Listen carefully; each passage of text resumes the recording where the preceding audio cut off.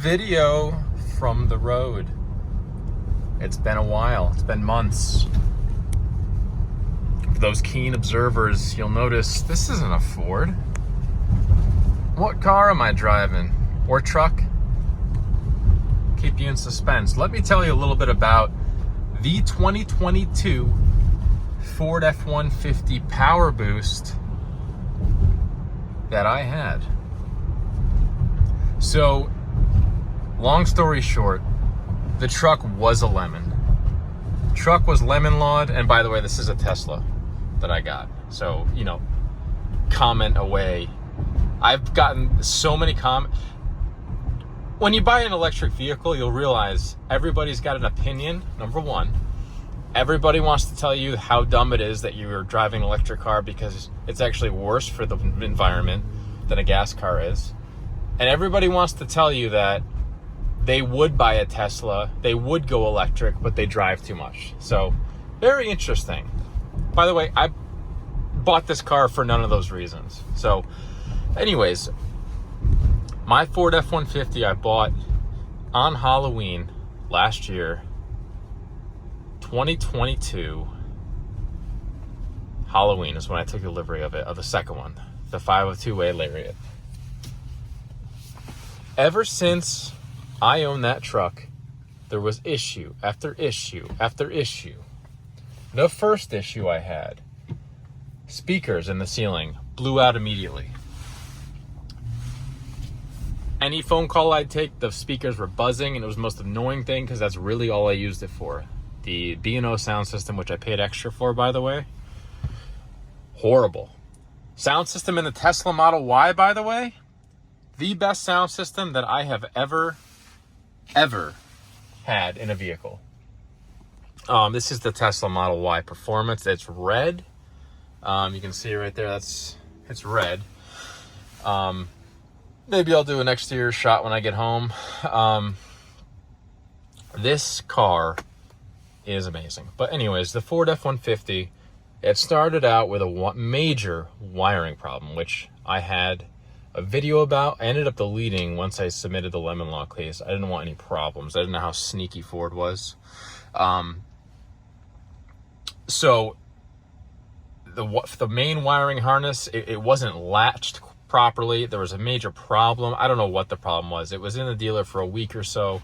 They fixed that. The next problem, the exhaust heat exchanger. It was bad. I don't know what was bad in it. I don't know why the exhaust needs to be cooled or whatever the heck is going on with the exhaust. That went bad. It kept going into limp mode. It kept reducing power because the truck was hot. I thought the truck was hot because that heat exchanger was bad. That was the second issue. They replaced the heat exchanger. After they replaced that, there was a phantom rattle in the exhaust system. I had a 92 Ford Ranger when I was driving in high school. And it reminded me of the way that truck sounded. It had like a bad muffler, heat shield or something. I don't know. It just, every time I would start the truck, you know how it goes into idle? Or it doesn't go into idle. When it's off, when it's quote unquote idling off, with the engine off and it's just running on the battery power, and then it starts, it would have this rattle. And when I would pull away from a stop sign, it would rattle. In parking lots, all you'd hear is a rattle. That never got fixed. That the techs could never replicate for whatever reason, but so that was another issue, which made the truck just frankly feel like a piece of junk. The next issue, the speakers blew out again. They were replaced, stereo blew the speakers out again. So I'm unable to make a phone call on this truck, which, by the way, I drive 30,000 miles a year and then I work out of pretty much, and I'm on the phone constantly. Big problem. Again, this is all a $70,000 truck, and I am back and forth to the dealer. The next issue, rear suspension blows out. Going over bumps, backing out of my driveway, it would just be cluck clunk, cluck clunk, cluck clunk. Again, the truck just felt like a piece of junk. Not a huge deal. It's not like it was unsafe, I don't think. It just felt like a piece of junk. That actually got replaced. Who knows if it fixed the problem? I didn't take the truck back after that problem. And then the next issue, the main issue, is the 10-speed transmission. Oh my God. The first F-150 I had, the first powerboost, the 501A Lariat, the trans was actually really good. I liked it a lot. Thought it was smooth. I thought it was really not like what people were saying about the Ford 10 speeds. The 502A Lariat, I fully understood what people were talking about. This thing would downshift so hard that the tires would chirp like you put the e-brake on. And this happened one time so badly, I called the dealer, and this was literally the last straw. I called the dealer and I just told him, listen, it's great that all of this stuff is covered under warranty, and we've still got another couple years left on the warranty. But honestly, how long are we going to chase these problems? And how long am I going to bring this truck back to the dealer? And just, frankly, the anxiety was just overwhelming owning this truck. And, looking at the resale values, I went to CarMax. They offered me $50,000 probably about a month and a half ago.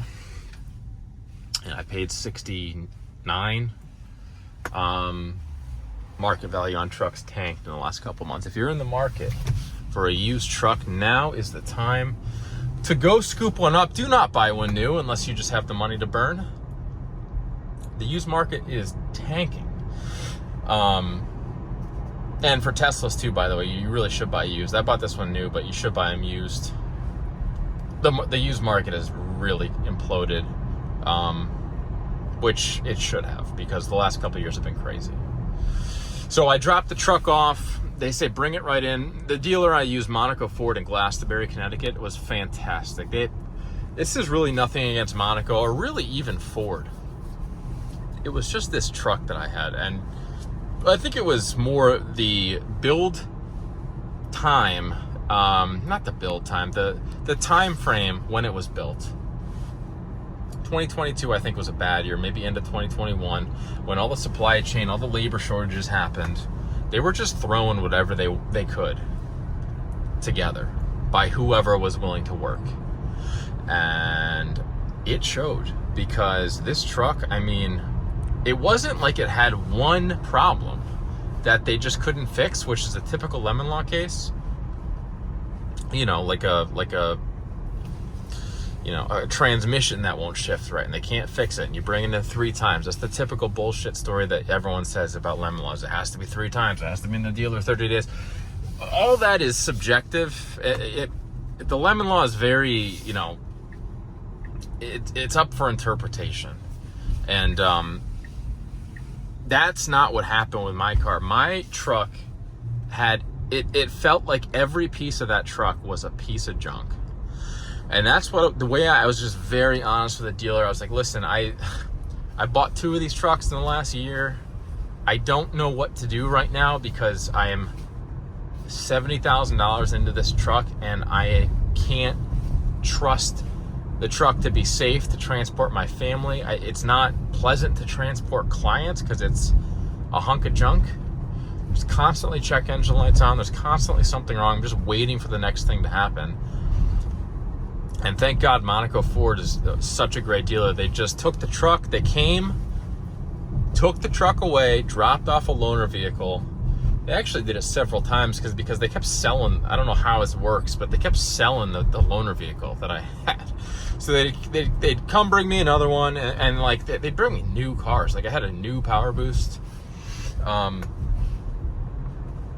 So I have nothing but good things to say about that dealer. But the fact of the matter is, I got the truck lemon lawed, and it was denied at first. The dealer went to bat for me, sent it up a level at Ford. Finally, it was approved. They originally wanted to give me $62,000 for it. But I actually, not that I'm some kind of like, hard ass, but I emailed them back. I was like, listen, I've got a couple $1,000 of aftermarket stuff on this truck. And, you know, are you able to cover that? And they didn't really specifically cover that, but they bumped the payout up to 66 grand. So I was out 2 grand, roughly. I paid 68 and change. They gave me 66 and change. Thought that was fair, because there is a mileage depreciation when it comes to Lemon Law, which is why it was less than the sticker. They give you everything back. They give you the reg back. They give you the sales tax. They give you, obviously, the MSRP purchase price. They give you all your money back minus a mileage deduction. And the mileage deduction is different for each state. In Connecticut, it's some weird formula, like the MSRP multiplied by the mileage. So I had it was like 68,000 multiplied by my mileage of 15,000, roughly. They're rough numbers. And then you divide that, for whatever reason, by 120,000. And that's the dollar value that they take off for a mileage deduction. So I ended up only getting a $2,000 mileage deduction. It should have been like $9,000. And, you know, and so the end of the long story short, end of the story was a happy ending. Ford stepped up. They did the right thing. Monaco, the dealer, was excellent. And the interesting thing was, all of a sudden I got hot for Teslas. I ended up ordering a Model Y Performance, which is a really cool model of Tesla. Although, if any of you guys have 90 grand kicking around, they just did a price reduction on the Model S Plaid. From like $130 to $90, which is insane for 1,000+ horsepower for, you know, under $100,000. That's the one to get. I didn't quite have that money kicking around, so I went with the Model Y. I think it was like 58 grand out the door. Not out the door. It was like 62 out the door. But here's the difference. So I ordered that Ford back in 21. Or 22, whenever it was. I ordered 2 of them, but the build time was 6 months. The communication was so bad. Dealing with, you know, the salespeople, the dealer. Dealer's great, but it's always a thing dealing with dealers. Tesla, you download the app, you order the car online, like you're ordering an iPhone. There's like 4 options to pick or whatever. You pick them. You pay $250 as a deposit. That's your order fee, which is applied towards the purchase price of the car. And that's it. Literally 2 weeks later, the car arrives. You do all your reg info, everything. If you're going to finance it, you can do that through the app too. I actually did finance this for a month because I still haven't gotten. I picked the check up, but there's like a 7-day business hold on the check, so I didn't want to be $150,000 out on vehicles. So the financing was all done in the app.